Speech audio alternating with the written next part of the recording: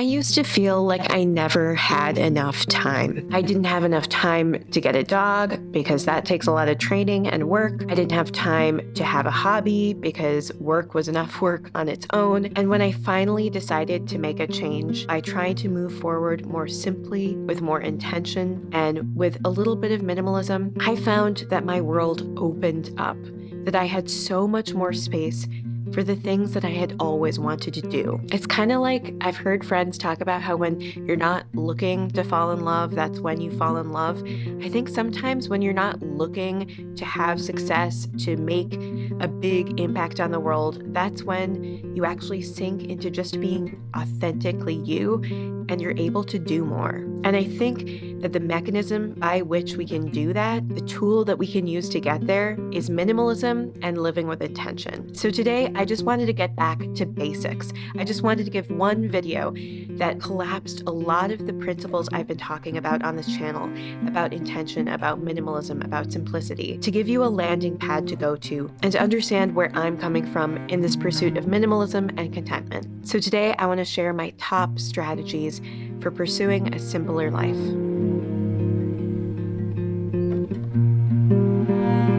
A first step is an initial aggressive declutter. I truly believe that having less allows you to enjoy what you already have even more. Rediscovering that blouse in the back of your closet, or having just your favorite pieces of art or decor on display is so satisfying. You start to derive more joy from some of the objects you already have when you have fewer of them. They're more accessible and you notice them more. Having less also keeps it easy to put things away, to find things when you need them, to have a home for all the objects around you. I also think clutter increases stress, and by having less clutter around, by having a curated, relaxing space, you're able to feel more calm on a regular basis. I do think doing an initial aggressive declutter involves a willingness to take the leap, to take the risk, to get rid of a higher percentage of your belongings.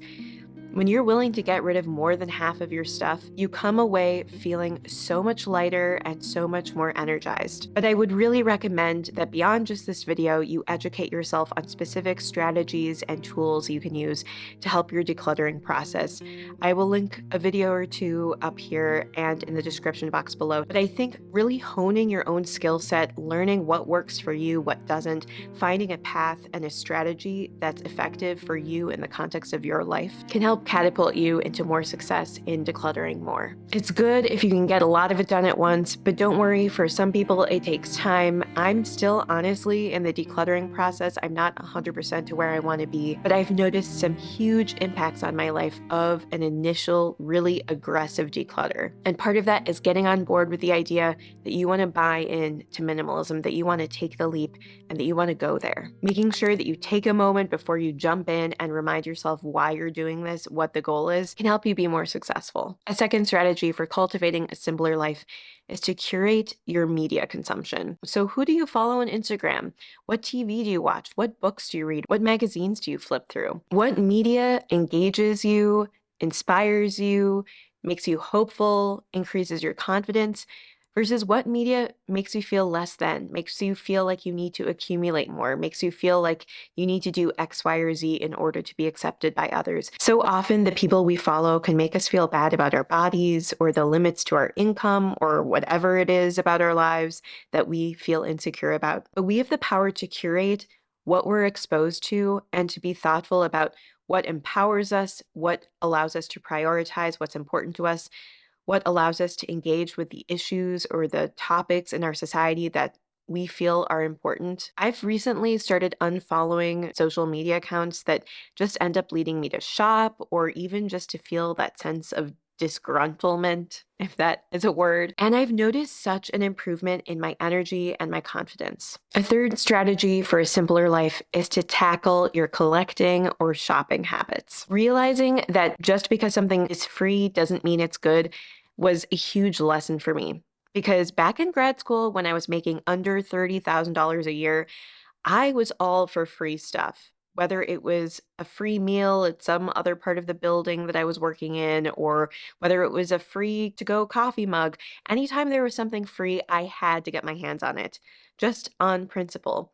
But what I've realized is that so often those free things actually aren't good quality, or they ultimately contribute to a lot of extra clutter in our homes. Now, I'm all for getting a good deal or getting things for free that we actually want, but so often we clamor for things just because they are free or really, really affordable. And so it took some time rethinking about what free is and what stuff is really important to me for me to get to a place where I have a smaller number of belongings, but the belongings that really matter to me. I also think part of addressing our shopping or collecting habits involves taking stock of what drives those habits in the first place.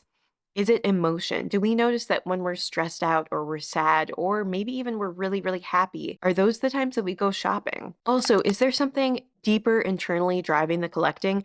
When you buy something new, is it really for that object or is it for something you want to portray to the rest of the world? I think so often I've historically bought things to keep up with what's new, what's cool, and to display that to others, to ultimately connect with other humans. But ultimately, our objects aren't fully what allow us to connect. It's conversation, it's listening, it's being in the moment and engaging with others. I think it's helpful to remember that for probably most of human history, we had far fewer belongings than we do now. It's funny, I live in this home where the closets are far smaller because it was built 100 years ago. People didn't have as much stuff. Now we need constant big walk-in closets. But is that really necessary? I think once we realize we can actually be content and even happier with less, it helps reduce our collecting, but we also need to address what's driving it in the first place.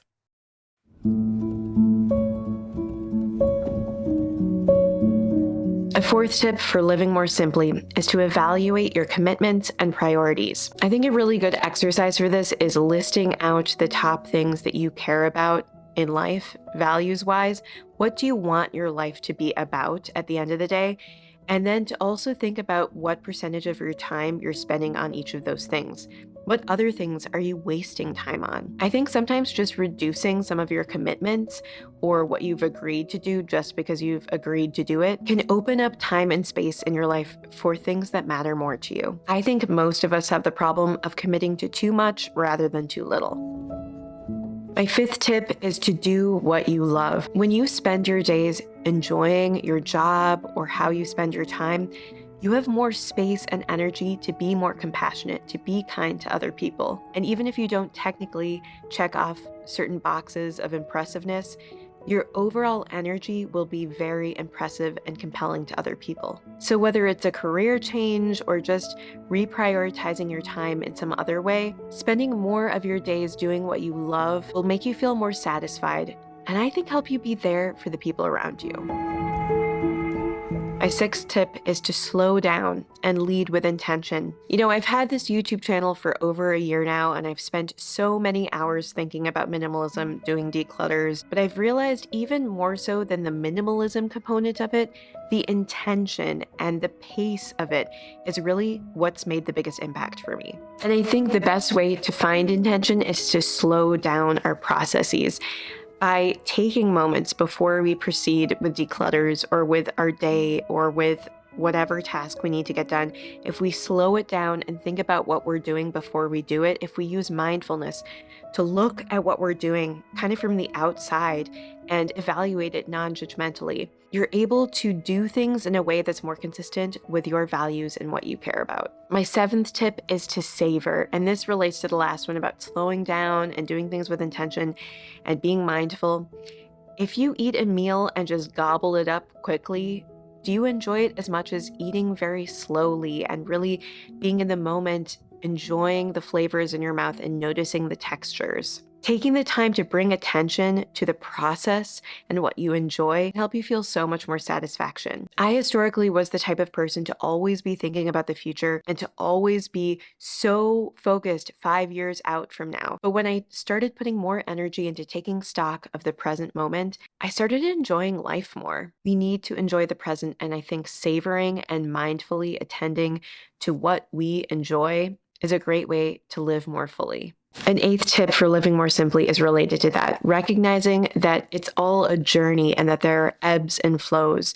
If you're pursuing minimalism and doing declutters, sometimes you'll be super motivated, and then other days you'll just feel overwhelmed. If you're pursuing other dreams or things in your life, sometimes they'll go really well and other days they won't. But recognizing that it's normal to have ebbs and flows and realizing that the ebbs aren't necessarily permanent, like just because you feel stuck doesn't mean you'll feel stuck forever, is so empowering. And simplicity doesn't have to mean just one thing. It can look very different at different parts of your life. I think an overall message to this video is that sometimes we focus so much on how we look to other people rather than looking internally at what we care about, what's actually important to us. And I feel like society has also told us that things that are good for us should feel bad. But I think if we actually spend our lives doing the things we love and enjoy and savoring them and being slow about it and being focused on the present and ridding ourselves of things in our life that don't bring us meaning or true enjoyment, doing all those things actually gives us more satisfaction and peace and can lead us to live a more simple, content life. I think it's really about stepping back from extrinsic motivations and engaging with intrinsic ones, rather than worrying about what other people think, focusing on what we enjoy, what gets us motivated and going, what gets us excited. But I think sometimes we get so caught up in accumulating stuff to look better to other people that we forget to think about what we want. What do you want? And how do you make that happen in your life? How do you create space for that in your life? I'm not saying it's easy. There's definitely work along the way, but I think making things more simple, more minimal, and pursuing life with intention helps us find more satisfaction and meaning. If you want more videos on simple living, minimalism, living more intentionally, and building an empowering mindset, please hit the subscribe button below. If you liked this video, hit the thumbs up button, and feel free to share any of your ideas for how you pursue simplicity in your own life. Thanks so much for spending this little bit of time with me today, and I hope you have a wonderful rest of your day. Bye.